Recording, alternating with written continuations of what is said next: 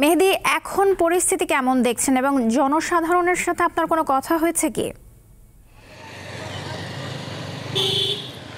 নওশীন, এখানে যেমনটি বলছিলেন, গতকাল রাত ৮টা থেকে আজ সন্ধ্যা ৬টা পর্যন্ত কিন্তু কারফিউ বহাল রাখা হয়েছে এবং আমরা দেখেছি গতকাল রাত থেকে আজকে সকাল পর্যন্ত কিন্তু এই পুরো গোপালগঞ্জের যে মূল সড়ক, এখানে যে সহিংসতা ঘটেছিল সেখানে কিন্তু আমরা একেবারেই শুনশান নীরবতা দেখেছি এবং এক প্রকার আতঙ্ক বিরাজ করছিল। এবং যতই আসলে আজকে দিনের বেলা সময় গড়িয়েছে ততই কিন্তু আমরা জনসাধারণের উপস্থিতি এখানে লক্ষ্য করতে পেরেছে এবং যে যার মতো আসলে বিভিন্ন প্রয়োজনীয় কাজে বের হয়েছে। তবে এই রাস্তাটি বা এই সড়কটি জুড়ে যত দোকান রয়েছে, ব্যাংক রয়েছে, এগুলো সব কিছুই কিন্তু আমরা আসলে বন্ধ দেখতে পাচ্ছি এবং সড়কে আসলে দেখতে পাচ্ছেন যে গতকাল যে সহিংসতা হয়েছে সেই সহিংসতার ছাপ কিন্তু এখনও রয়েছে এবং যেই ভাঙচুর বা আশেপাশের যে জিনিসগুলো ছিল, ফেস্টুন, ব্যানার, সেগুলো কিন্তু ভেঙে রাস্তায় আসলে ফেলে রাখা হয়েছিল। এখানে আজকে সকাল থেকে আমরা দেখেছি যে পরিচ্ছন্নতা কর্মী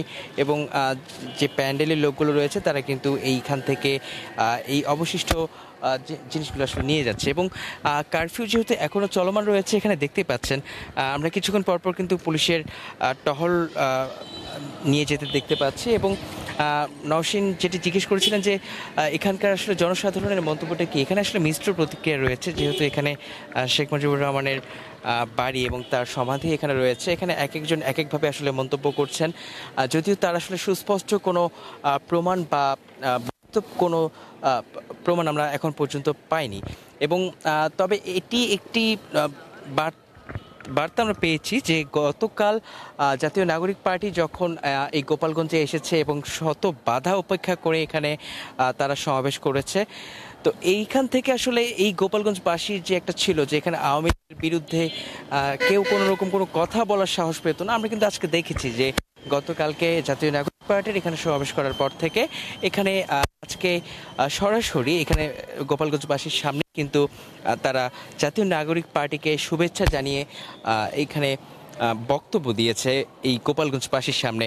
তো এই জিনিসটা কিন্তু একটি নতুনত্ব মনে হয়েছে যে এর আগে কিন্তু মানুষজনকে আমরা দেখেছি যে তারা কিন্তু আওয়ামী লীগের বিরুদ্ধে হোক বা আওয়ামী লীগের কোনো রকম গঠনমূলক সমালোচনাও আসলে করার সুযোগ পায়নি। তো সেই জায়গা থেকে আসলে এই এই জায়গায় যেখানে গতকাল আসলে এত বড় সহিংসতা ঘটে গেছে, এখানে দাঁড়িয়ে আসলে সাহসের সাথে এই ধরনের কথাবার্তা গোপালগঞ্জবাসী বলতে পারছে, এটি আসলেই একটি ব্যতিক্রম। তো নওশীন, এই ছিল আসলে। তবে আমি আরেকটি তথ্য যোগ করতে চাই।